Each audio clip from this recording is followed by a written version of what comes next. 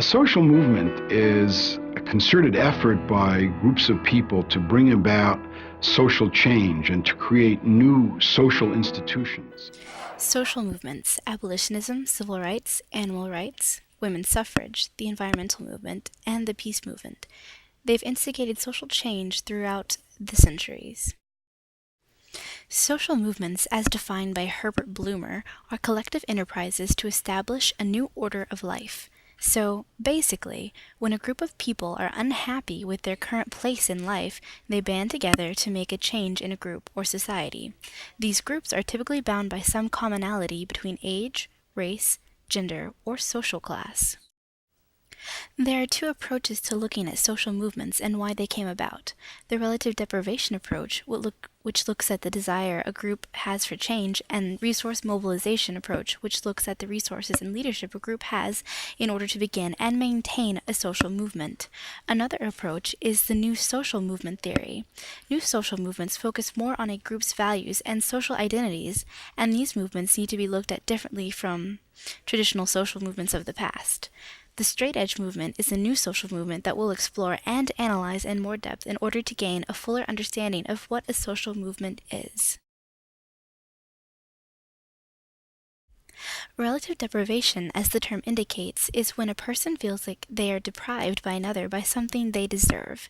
In order for these feelings to snowball into a social movement, these people must feel they have a right to attain their goals.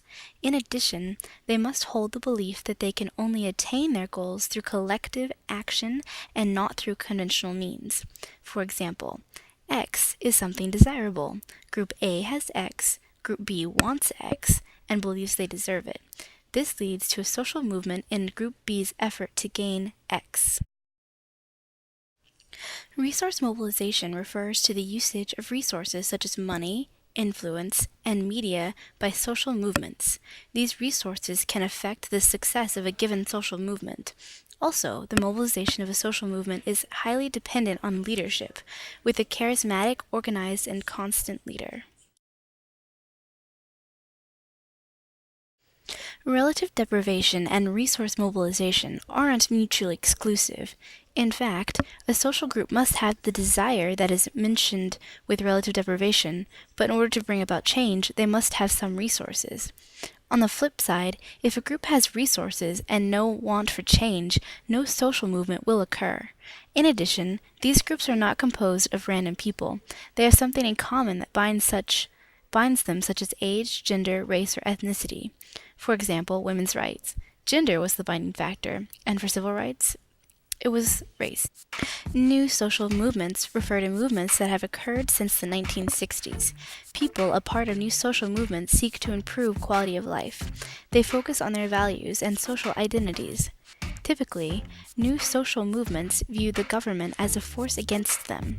New social movements also have a broader perspective over traditional social movements. With technology, movements are able to span across the world.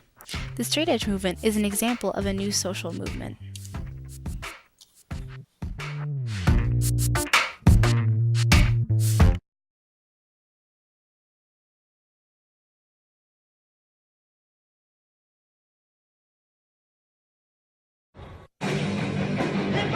The straight edge movement has drawn legions of mostly boys to its anti-drug and alcohol message. I wanted to be involved in a straight edge that had balls to it. It was just hard as nails. It wasn't posy. It wasn't about community in the sense of like live and let live. It was, you're an army.